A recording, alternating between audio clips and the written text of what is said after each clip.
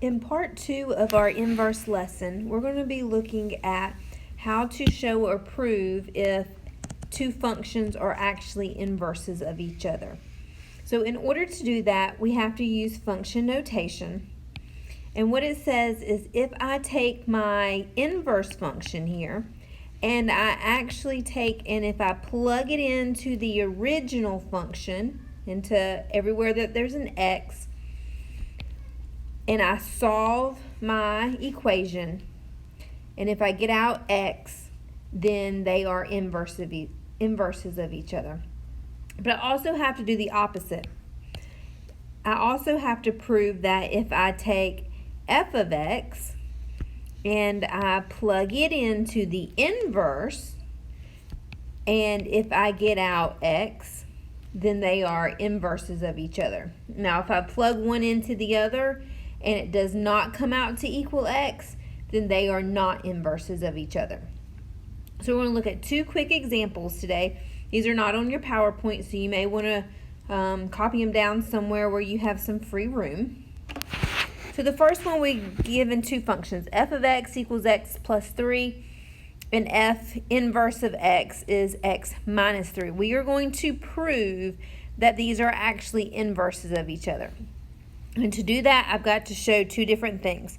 The first one, I have got to show that if I take my inverse function and I plug it in to my original function, that I get out x. So the very first thing I'm going to do is I'm going to take my inverse, which is x minus 3, and I'm going to plug it in. So I'm going to take this whole thing and I'm going to plug it in for the x here in my original function. So instead of putting x in x's spot, I'm going to have x minus 3, and then I'm going to write the rest of f of x plus 3. And then I'm going to work this out. Minus 3 and plus 3 are going to cancel each other, and it's just going to leave me with x. So I'm good there. Now I've got to prove the opposite. Okay, this time I'm going to plug it in a different way. Okay, so this time I'm going to take f of x and I'm going to plug it into the inverse function where the x is. So this time I'm going to take f of x and I'm going to plug it in for the x in the inverse function.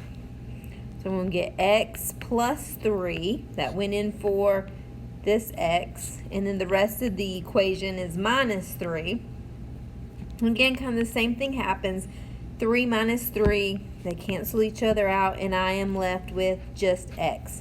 So since I was left with x when I plugged into each other, that means that these are inverses of each other. So I've got to take one equation and plug it into the other, and then the other equation and plug it into the other one. So one more really quick. These are pretty easy. So I've got g of x equals x plus 5 all squared, and then g inverse of x equals the square root of x minus 5. Now be careful, that minus 5 is outside of the radical. So first thing I need to do is I need to take my inverse and I'm going to plug that into my original. And I need to use g instead of f here. So I'm going to take the square root of x minus 5 firstly, and I'm going to plug it in. I'm going to plug it in for the x in the original g of x. So this is going to look like the square root of x minus 5 plus 5 all squared. Okay, then negative 5 plus 5 again are going to cancel, and I'm going to get the square root of x all squared. If I square a square root, those two things cancel each other out and leaves me with just x.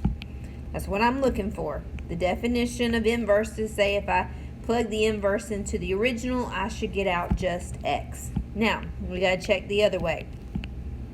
we got to check to make sure if I plug in the original g of x into the inverse this time. Okay, so this time I'm going the opposite way. I'm going to take this original g of x and I'm going to plug it in for the x here under the square root. Okay, so I'm going to get the square root of x plus 5 all squared, and then on the outside minus 5. Now again, this simplifies the square root sign and the squared on the outside of the parentheses. Again, they are inverses of each other, so they just cancel each other out. And I get x plus 5 that was left minus that 5. Again, my 5's are going to cancel, which leaves me with just x. And since each time I plugged in, when I plug the inverse into the original or vice versa, the original into the inverse, since I got x both times, that means that these are inverses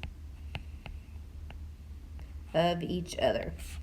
Now, if I were to plug one into the other and I got something else out like x plus 1, or I got out 5, or a different solution besides x, then these would not be inverses of each other. And once you find a situation where you don't get x out, you do not have to keep going. They are automatically not inverses of each other.